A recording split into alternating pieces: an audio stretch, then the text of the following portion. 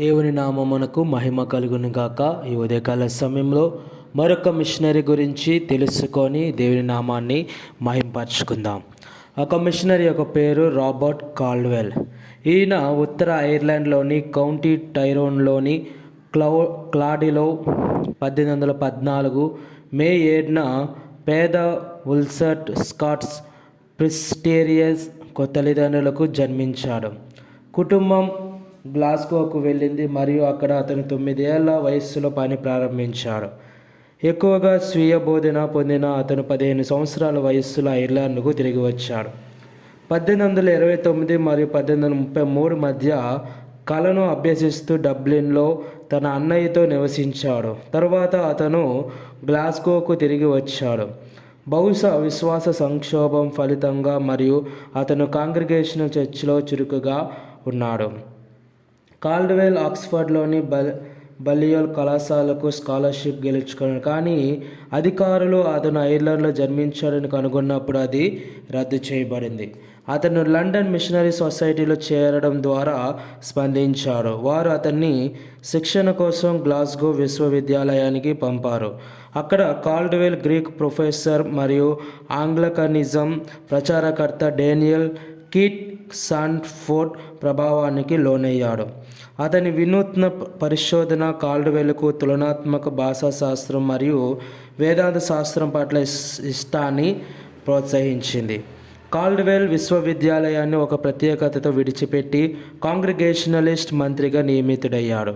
24 సంవత్సరాల వయస్సులో కాల్డ్వెల్ 1838 జనవరి 8న లండన్ మిషనరీ సొసైటీకి మిషనరీగా మద్రాసుకు చేరుకున్నాడు మరియు తర్వాత society for the propagation of the gospel mission ఎస్పీజీలో చేరాడు.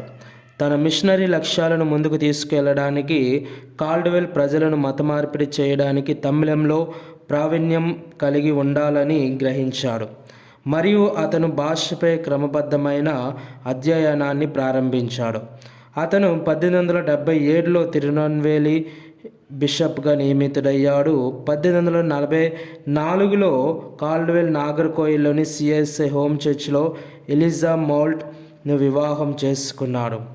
ఆమెకు 7 పిల్లలు ఉన్నారు. నాగర్కోయిల్లో జన్మించిన ఎలిజా మౌల్ట్ అనుభవజ్ఞుడైన ట్రావెన్కోర్ యొక్క చిన్న కుమార్తె.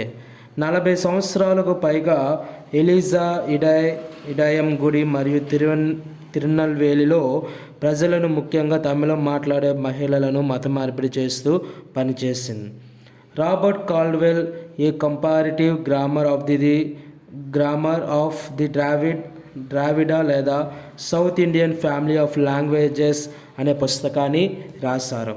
అతను దక్షిణ భారత బ్రాహ్మణులను ఇండో యూరోపియన్లతో గుర్తించాడు.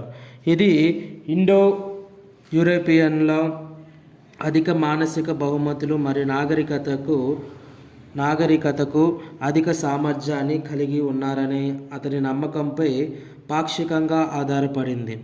కాల్డ్వెల్ తక్కువ కుల ఛానళ్ళు కేవలం తమిళ జాతిపరంగా మరియు అతనికి అత్యంత విమర్శనాత్మకంగా మతపరంగా వారి ఉన్నత కుల అణిచివేతదారుల నుండి భిన్నమైన స్వదేశీ ద్రావిడ ప్రజలు అని కాల్డ్వెల్ నొక్కి చెప్పాడు. వారిని అతను బ్రాహ్మణ ఆర్యన్లు అని పేర్కొన్నాడు. భాషాశాస్త్రం యొక్క పరిధికి వెలుపల ఉన్న ఈ క్రూరమైన ఊహాజనిత వాదనలు స్వదేశీ ద్రావిడులు బ్రాహ్మణ ఆర్యన్లచే అణచివేయబడి వలస రాజ్యం చేయబడ్డారని నొక్కి చెప్పే చరిత్రను అభివృద్ధి చేయడానికి ఉద్దేశించబడ్డాయి. అయితే కాల్డ్వెల్ వ్యాకరణం యొక్క మొదటి ఎడిషన్ను ఛానళ్ళు బలమైన ప్రతిఘటనను ఎదుర్కొన్నారు. ఎందుకంటే వారికి బ్రాహ్మణ నాగరికత నుండి విడాకులు తీసుకునే ఆలోచన నచ్చలేదు. కాల్డ్వెల్ ఆ విభాగాన్ని ఉపయోగించుకోవాలని ఆశించాడు. ఈ పుస్తకం సందర్భానుసారంగా అవమానకరమైనది, దారుణమైనది మరియు కొంతవరకు పితృసామ్యమైనది అని వర్ణించబడింది. కానీ మొత్తం మీద అతని అధ్యయనాలు బ్రిటిష్ మనస్సుకు పూర్తిగా పరాయి మతాలను అర్థం చేసుకోవడానికి ఒక మార్గదర్శక ప్రయత్నాన్ని సూచిస్తాయి. అయితే ద్రావిడ భాషాశాస్త్ర రంగంలో ఇది నేటికి గౌరవనీయమైన రచనగా మిగిలిపోయింది. తిరునెల్వేలిలో బిషప్గా పనిచేస్తున్నప్పుడు కాల్డ్వెల్ తిరునెల్వేలి చరిత్రపై చాలా అస్సలు పరిశోధన చేశాడు. తన అన్వేషణలో తాళపత్ర గ్రంథాలు మరియు సంఘం సాహిత్యాన్ని అధ్యయనం చేశాడు మరియు అనేక తవ్వకాలు జరిపాడు. పురాతన భవనాలు, పునాదులు మరియు సమాధి పాత్రలు మరియు పాండ్యన్ రాజ్యం యొక్క చేప చిహ్నంతో ఉన్న నాణేలను కనుగొన్నాడు. ఈ పని ఫలితంగా మద్రాస్ ప్రెసిడెన్సీ ప్రభుత్వం ప్రచురించిన a political and general history of the district of Trinity Valley అనే పుస్తకం వచ్చింది. ఇంతలో సువార్త ప్రచారానికి కష్టతరమైన నేపథ్యంలో కాల్డ్వెల్ దిగువ కులాల వారిలో క్రైస్తవ మత మార్పిడిని సాధించాడు.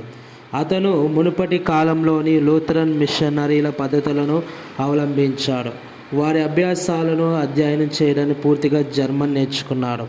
తమిళ భాషా పండితుడు, క్రైస్తవ సువార్థికుడు మరియు స్థానిక చర్చ్ యొక్క ఛాంపియన్ అయిన కాల్డ్వెల్ నేటికి దక్షిణ భారతదేశ ఆధునిక చరిత్రలో ఒక ముఖ్యమైన వ్యక్తిగా నిలిచాడు. ఆయనను ఇప్పటికీ అక్కడ జ్ఞాపకం చేసుకుంటారు మరియు ఆయన మరణించిన 80 సంవత్సరాల తర్వాత కూడా ఆయన విగ్రహం చెన్నైలోని మెరీనా బీచ్ సమీపంలో ఉంది. ఢిల్లీలోని centre for the study of developing సొసైటీస్లో విజిటింగ్ ఫెలో అయిన భారతీయ చరిత్రకారుడు డాక్టర్ ఎంఎస్ఎస్ పాండియన్ ఇటీవల దక్షిణ భారతదేశంలో క్రైస్తవ మతం మరియు ఈ ప్రాంతం యొక్క సాంస్కృతిక మేల్కొలుపు రెండింటికి కాల్డ్వెల్ అందించిన సహకారం గత 200 సంవత్సరాలలో సాటిలేనిదని వ్యాఖ్యానించారు. 1891 ఆగస్టు 28న 77 సంవత్సరాల వయస్సులో కాల్డ్వెల్ శాశ్వత విశ్రాంతిలోనికి ప్రవేశించారు. ఈ విధంగా ఆయన మన భారతదేశానికి వచ్చి ముఖ్యంగా తమిళనాడు చుట్టుపక్కల ప్రాంతాల్లో దేవుని కొరకు విశేషమైన కృషి ఆయన చేసి ఉన్నారు. ఆమేన్.